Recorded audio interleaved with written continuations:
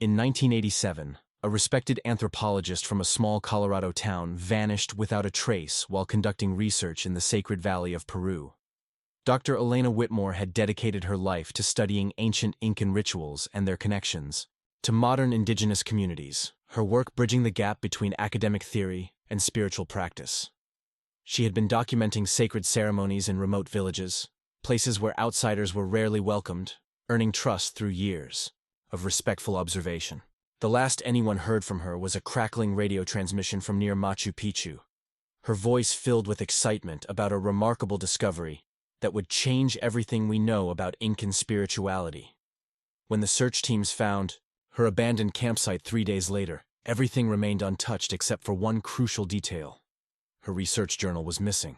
The news of Dr. Whitmore's disappearance sent shockwaves through the small academic community and devastated her family back in Colorado. Her daughter Sarah, then only 16, watched as hope gradually faded with each passing month, the searches becoming less frequent until they stopped altogether. The Peruvian authorities eventually classified the case as a tragic accident, suggesting that Dr. Whitmore had likely fallen into one of the deep ravines that scarred the mountain landscape. But Sarah never accepted this explanation, her young mind refusing to believe that her methodical, careful mother would have made such a fatal error. The mystery gnawed at her through her teenage years, transforming her from a bright, faithful girl into someone who questioned everything, especially the God her mother had served so devotedly. Years passed, and Sarah grew into a woman haunted by unanswered questions and a faith that had crumbled under the weight of inexplicable loss. She pursued journalism, driven by an unconscious need to uncover truths that others preferred to leave buried. But she never returned to Peru or spoke publicly about her mother's disappearance. Her career flourished as she became known for her tenacious investigative work. Yet she remained emotionally distant from her subjects, unable to invest herself fully in any story. The pain of her mother's loss had calcified into a hard shell around her heart, protecting her from further disappointment, but also from the possibility of genuine connection or spiritual peace. Sarah's relationship with her mother's memory became complicated by the passage of time and the silence that surrounded the case. She kept Dr. Whitmore's few remaining possessions in storage, unable to look at them but unwilling to let them go, as if they might somehow provide answers she wasn't ready to hear. The local church where her mother had been a devoted member tried to offer comfort, but Sarah found their platitudes about God's plan offensive rather than consoling. She began to see her mother's faith as naive, a weakness that had perhaps contributed to her disappearance by making her too trusting of strangers in a dangerous place. The weight of unresolved grief shaped every aspect of Sarah's adult life, from her inability to maintain lasting relationships to her compulsive need to solve other people's mysteries while ignoring her own. She became an expert at helping families find closure. Yet she remained a victim of her own unfinished story, caught between the need to know what happened and the fear that the truth might be worse than the mystery. Her colleagues respected her professional skills, but noticed the way she seemed to carry an invisible burden, the way her eyes would become distant when discussions turned to faith, family, or the unexplained disappearances that occasionally crossed her desk. 27 years after her mother's disappearance, Sarah received an unexpected call from a museum curator in Denver who had been going through a recent donation of artifacts from Peru. Among the items was a weather-beaten leather journal bearing her mother's initials, discovered by a local guide who had found it wedged behind an ancient altar stone at a remote archaeological site near Machu Picchu. The curator explained that the guide had held onto the journal for years, unsure of its significance, until a chance encounter with an American researcher led him to donate it to the museum. Sarah's hands trembled as she held the journal for the first time, feeling the worn leather that had once been in her mother's hands. The pages yellowed and brittle from decades of exposure to the mountain elements. The journal's contents were partially illegible, damaged by moisture and time, but what remained readable painted a disturbing picture of Dr. Whitmore's final days. Her mother had discovered evidence of a modern cult operating within the indigenous community, one that was exploiting ancient traditions for financial gain while committing acts of violence against those who threatened to expose them. The entries described strange rituals, the disappearance of local villagers who had questioned the group's activities, and Dr. Whitmore's growing fear that she had stumbled upon something far more dangerous than academic research. The final entry, dated the day before her disappearance, spoke of a planned meeting with a church leader who claimed to have information about the cult's activities, but warned that certain people in authority were involved and could not be trusted. Sarah felt a chill run down her spine as she read her mother's increasingly desperate words, the careful scientific observations giving way to expressions of fear and moral outrage. The journal revealed that Dr. Whitmore had been planning to expose the cult's activities to both Peruvian authorities and the international academic community. But she had been struggling with who she could trust. Several entries mentioned a Father Miguel Santos, a local priest who had been helping her understand the spiritual context of what she was witnessing, but who had become increasingly nervous about her investigations. The last coherent entry contained a cryptic reference to the children of the mountain and a promise that if something happens to me, the truth is hidden where the sun touches the sacred stones at dawn.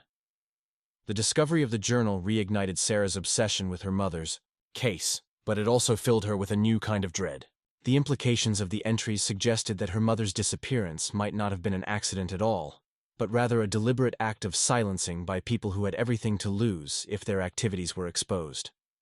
Sarah found herself torn between her desire for answers and her fear of what those answers might reveal about the circumstances of her mother's death. The journal also forced her to confront the possibility that her mother's faith had not been naive weakness, but rather a source of strength that had led her to take dangerous risks in service of justice. As Sarah studied the journal more closely, she began to notice patterns in her mother's handwriting that suggested she had been under enormous stress during her final days.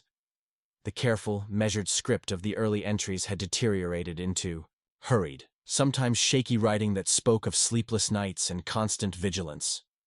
There were also references to strange dreams and visions that seemed to blur the line between her mother's scientific observations and something more spiritual or supernatural. Sarah realized that solving this mystery would require her to return to Peru, to follow the trail her mother had left behind, and to confront not only the people who might have been responsible for her disappearance, but also her own long-buried questions about faith, justice, and the price of seeking truth in a world that often preferred comfortable lies. Sarah's return to Peru after nearly 3 decades felt like stepping into a half-remembered dream. The landscape both familiar and foreign as she traced her mother's footsteps through the sacred valley. She arrived in Cusco during the rainy season, the ancient city shrouded in mist and mystery, its colonial churches and Incan foundations seeming to whisper secrets in the thin mountain air.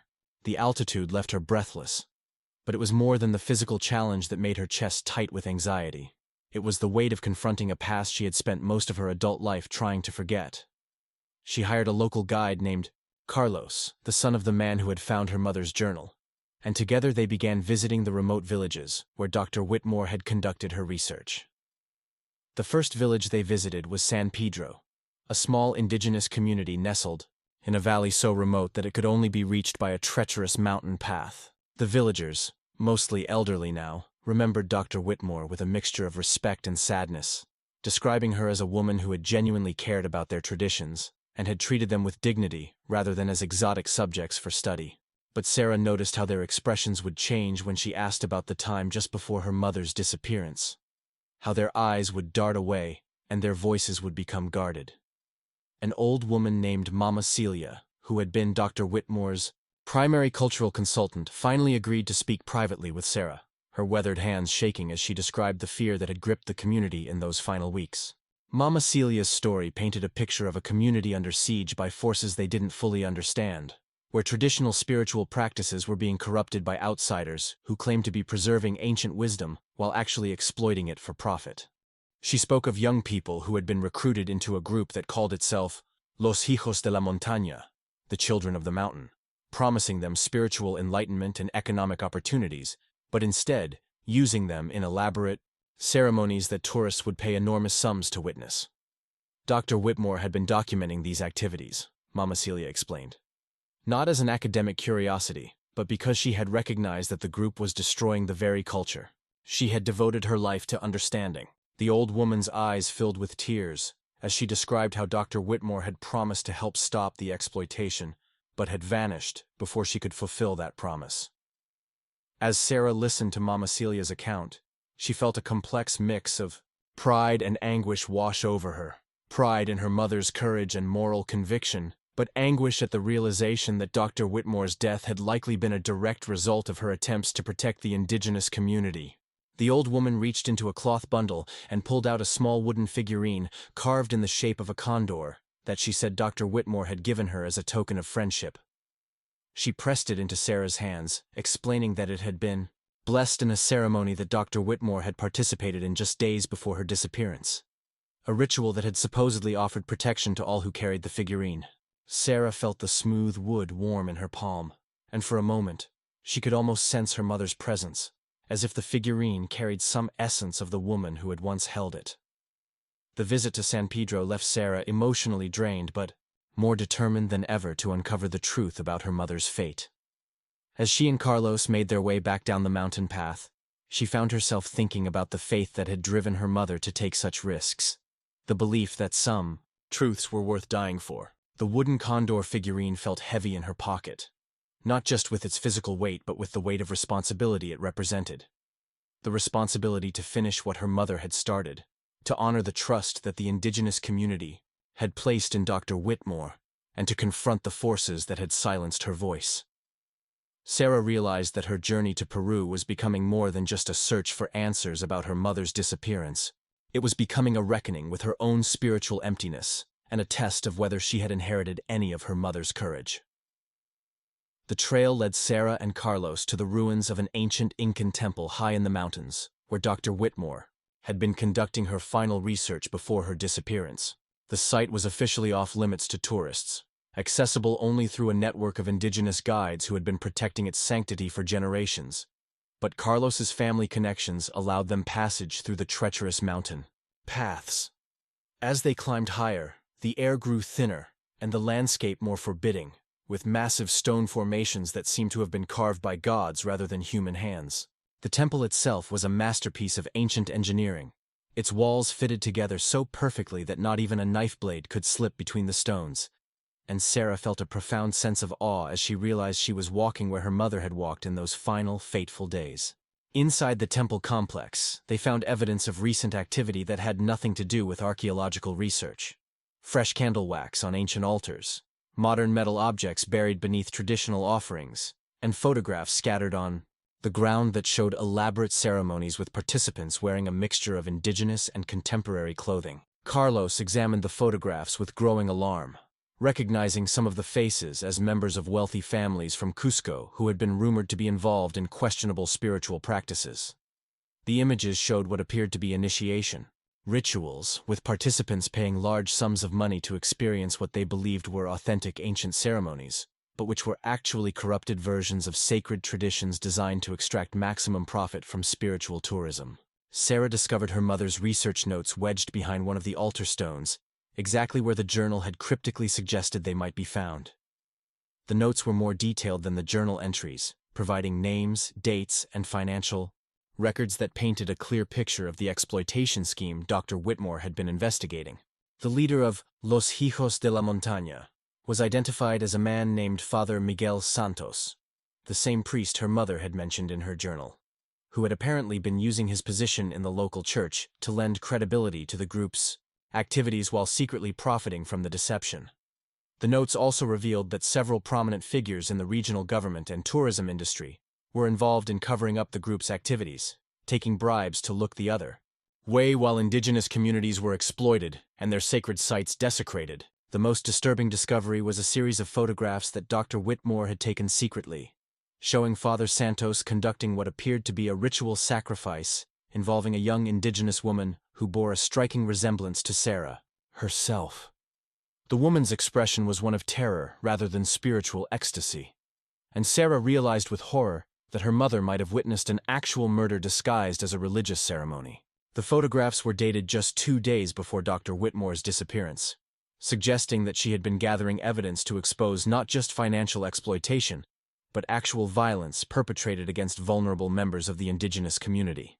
Sarah felt sick as she stared at the images, understanding for the first time the true danger her mother had faced and the courage it had taken to continue her investigation, even when she must have known that her own life was at risk. As Sarah and Carlos prepared to leave the temple with the evidence they had gathered, they heard voices echoing from the valley below. Someone else was approaching the site.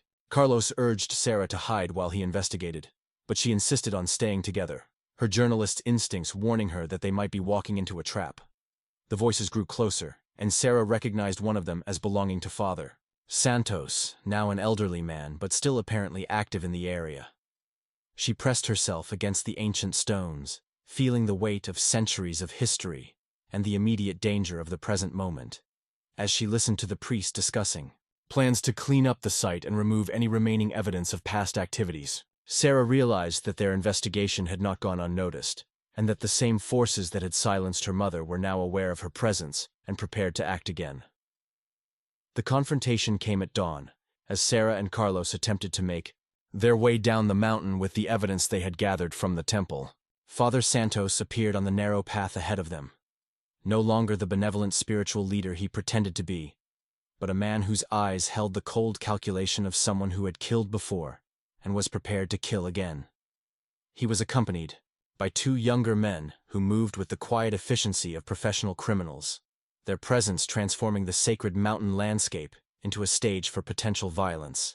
The priest's voice was eerily calm as he explained that Dr. Whitmore had been too curious for her own good, and had forced their hand by threatening to expose activities that were necessary for the preservation of indigenous culture.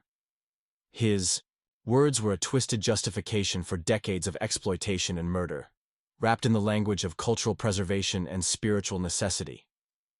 Sarah felt a surge of rage unlike anything she had ever experienced, the accumulated grief and anger of nearly 3 decades erupting as she faced the man who had almost certainly been responsible for her mother's death. She demanded to know exactly what had happened to Dr. Whitmore, her voice echoing off the mountain walls as she refused to be intimidated by Father Santos's threats.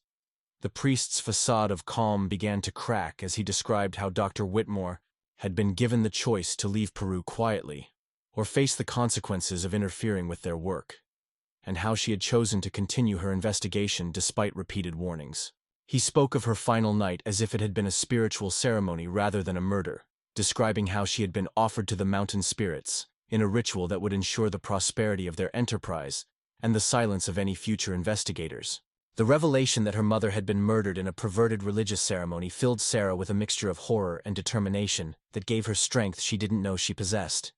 She realized that the wooden condor figurine in her pocket was growing warm, and she felt an inexplicable sense of her mother's presence, as if Dr. Whitmore's spirit was somehow guiding her actions. Carlos, who had been silent throughout the confrontation, suddenly stepped forward and began speaking in Quechua, the indigenous language of the region, his words carrying a power and authority that seemed to come from the mountain itself. Father Santos and his men hesitated, clearly unsettled by something in Carlos's tone and demeanor, as if he was invoking forces they had tried to corrupt, but never fully understood.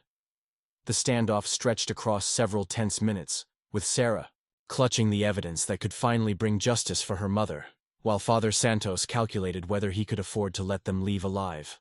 The priest's companions seemed increasingly nervous, looking around at the ancient stones and the mist-shrouded peaks as if they expected the mountain itself to pass judgment on their actions. Sarah found herself praying for the first time in decades, not to the distant god of her childhood, but to whatever force had guided her mother through her final days, asking for the strength to survive long enough to expose the truth. The morning sun began to break through the clouds, casting long shadows across the temple ruins and illuminating the faces of the confrontation's participants with an otherworldly light. Just as Father Santos seemed to reach a decision about their fate, the sound of helicopter rotors echoed across the valley, and a Peruvian police aircraft appeared over the ridge. Carlos smiled grimly as he explained that he had activated an emergency beacon before they entered the temple, and that his family had contacted the authorities when they failed to return as scheduled. The priest's face went pale as he realized that his crimes were about to be exposed, and that the network of corruption that had protected him for decades was about to collapse. Sarah felt a surge of relief mixed with vindication as she watched the helicopter circle the temple site, knowing that her mother's voice would finally be heard and that justice would finally be served.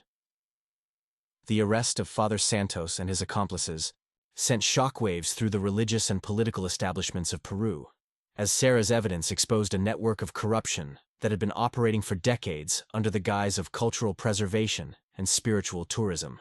The priest's confession, obtained under interrogation, revealed the full scope of the crimes committed by Los Hijos de la Montaña, including the murders of at least 7 indigenous activists and researchers who had threatened to expose their activities. Dr. Whitmore's case became the centerpiece of a larger investigation that ultimately led to the prosecution of dozens of individuals, including government officials, church leaders, and wealthy tourists who had participated in the group's perverted ceremonies. The international media attention brought long overdue scrutiny to the exploitation of indigenous communities and their sacred sites, leading to significant reforms in how archaeological research and spiritual tourism were regulated in Peru. Sarah found herself at the center of a global conversation about cultural appropriation, religious corruption, and the responsibility of researchers to protect the communities they study. Her mother's journal and research notes were published as part of a comprehensive report that detailed the systematic exploitation of indigenous spiritual practices by outsiders who claimed to be preserving ancient wisdom while actually destroying it for profit. The publication of Dr. Whitmore's work posthumously fulfilled her academic mission, while also serving as a powerful indictment of the forces that had silenced her voice for so many years. Sarah worked closely with indigenous leaders to ensure that her mother's research was presented in a way that honored both the victims of the exploitation and the communities that had suffered under it. The legal proceedings took nearly 2 years to complete, during which time Sarah remained in Peru to testify and to work with local authorities to ensure that justice was served. She found herself drawn into the spiritual practices of the indigenous communities her mother had studied, not as an academic observer, but as someone seeking to understand the faith that had motivated her mother's courage. The wooden condor figurine that Mama Celia had given her became a tangible connection to both her mother's memory and the living traditions that Dr. Whitmore had died trying to protect. Sarah began to understand that her mother's faith had not been naive, but rather a sophisticated understanding of the interconnectedness of all things, a worldview that had made her willing to risk everything to protect the vulnerable. The experience of seeking justice for her mother's murder became a spiritual journey that transformed Sarah's understanding of faith, purpose, and her own identity. She realized that her years of emotional isolation and spiritual emptiness had been a form of self-imposed exile, a way of protecting herself from the pain of loss that had also cut her off from the possibility of meaningful connection. The indigenous communities that had loved and respected her mother welcomed Sarah as family, helping her to heal from decades of grief while also teaching her about the spiritual traditions that had shaped her mother's final years. She began to see her mother's death not as a senseless tragedy, but as a sacrifice made in service of something larger than herself, a testament to the power of faith to inspire extraordinary courage. As the legal cases concluded and Father Santos was sentenced to life in prison for his crimes, Sarah made the decision to remain in Peru permanently, establishing a foundation in her mother's name to support indigenous rights and cultural preservation. She used her journalism skills to document the ongoing struggles of indigenous communities, while also working to prevent the kind of exploitation that had cost her mother her life. The wooden condor figurine sat on her desk as she wrote, a reminder of the connection between past and present, between the living and the dead, and between the faith that had sustained her mother and the purpose that now guided her own life. Sarah had finally found her way home, not to a place, but to an understanding of her own role in the continuing story of justice, faith, and the sacred responsibility to protect those who cannot protect themselves. The sacred valley, which had once been the site of her mother's death, became the center of Sarah's new life, a place where she could honor Dr. Whitmore's memory while also continuing her work in a more direct and meaningful way. She established close relationships with the indigenous communities her mother had studied, working to ensure that their voices were heard in academic and political circles, while also protecting their sacred sites from further exploitation. The mountain that had witnessed her mother's murder now witnessed her daughter's rebirth, as Sarah discovered that the faith she had lost in childhood had been waiting for her all along, hidden in the ancient stones and the timeless wisdom of people who understood that some truths are worth dying for. In finding justice for her mother, Sarah had found herself, and in finding herself, she had found her way back to the God who had never abandoned her, even in her darkest moments of doubt and despair.